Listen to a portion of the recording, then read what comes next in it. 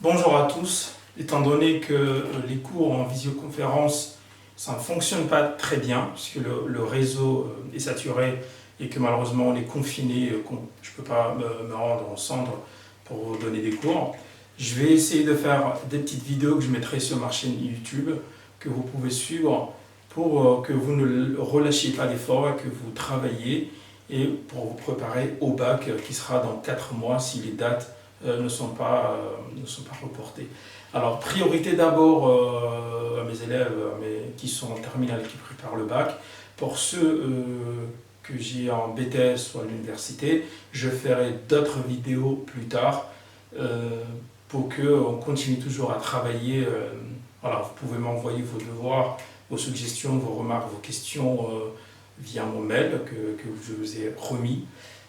Donc aujourd'hui, nous allons parler méthodologie, les premières vidéos que je ferai.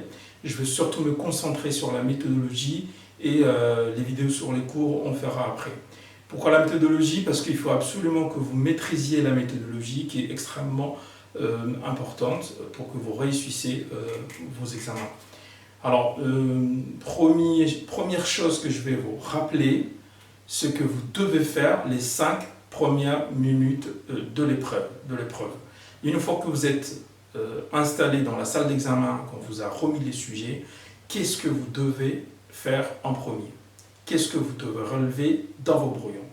Alors, les 5 premières minutes, une fois que vous avez fait connaissance du sujet, la première chose à faire déjà, c'est de bien lire le sujet et le comprendre. Une fois qu'on l'a lu, il faut d'abord le comprendre. Ce qui veut dire, comme je vous ai toujours dit, de relever les mots-clés du sujet.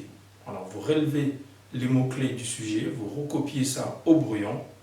Une fois que vous avez relevé les mots-clés, la deuxième chose à faire, c'est de repérer les présupposés. Alors, qu'est-ce que le présupposé d'un sujet ou d'un énoncé? Le présupposé, c'est ce qui est supposé vrai, préalablement à une action ou à une démonstration.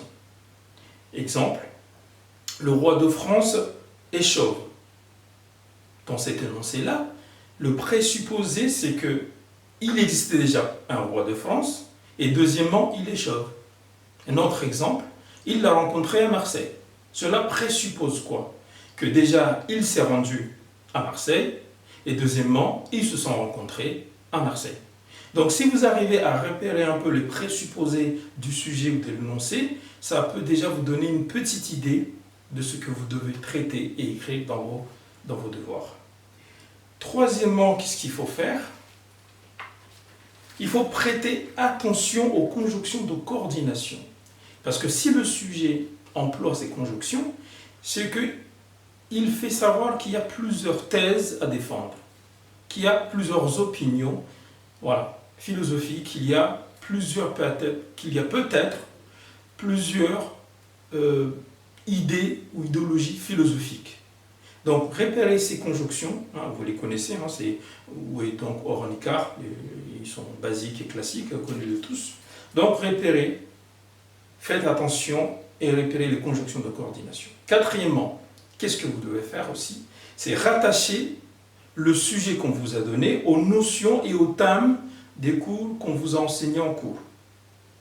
Si on parle de liberté, repérez-vous sur le cours et les thèmes de la liberté, par exemple.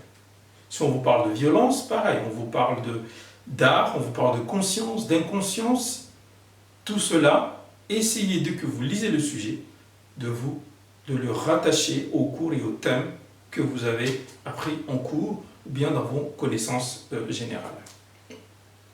Cinquièmement, qu'est-ce qu'il faut faire?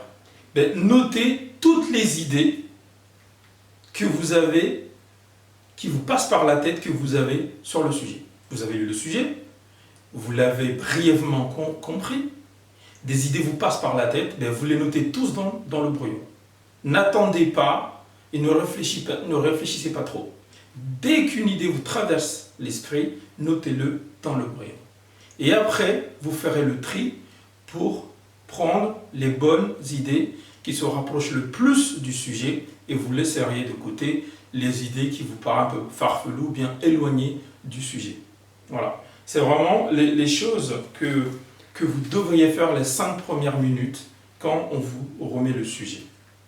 Alors, cela va vous permettre non seulement de ne pas aller hors sujet, mais d'avoir une cohérence dans l'argumentation que vous allez développer dans la dissertation ou dans le commentaire de texte. Voilà. Donc c'est ce qu'il faut faire les 5 premières minutes. Je rappelle, bien lire le sujet, définir les mots-clés que vous avez repérés dans le sujet, repérer les présupposés, prêter attention aux conjonctions de coordination, rattacher le sujet avec les thèmes et les notions du cours qu'on vous a appris. Et cinquièmement, notez toutes les idées qui vous passent par la tête dans votre feuille de brouillon, que vous allez après les classer pour prélever les meilleures idées. Et bien évidemment, assurez-vous que toutes les idées que vous avez notées, vérifiez que cela ne va pas vous amener à faire du hors-sujet. Voilà.